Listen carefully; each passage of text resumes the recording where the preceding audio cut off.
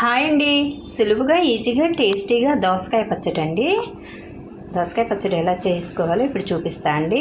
దానికి కావాల్సింది ఒక చిన్న దోసకాయ అండి, పల్లీలు, పచ్చిమిర్చి, కొద్దిగా కరివేపాకు అండి.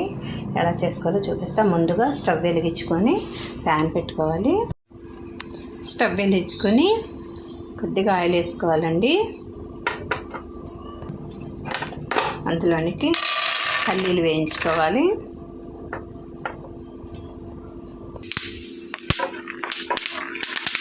ఇలా వేయించుకున్న పల్లీలు పక్క తీసుకోవాలండి. ఇందులోనికి 1 టేబుల్ స్పూన్ ఆయిల్ వేసుకొని పచ్చిమిర్చి వేసి వేయించుకోవాలి.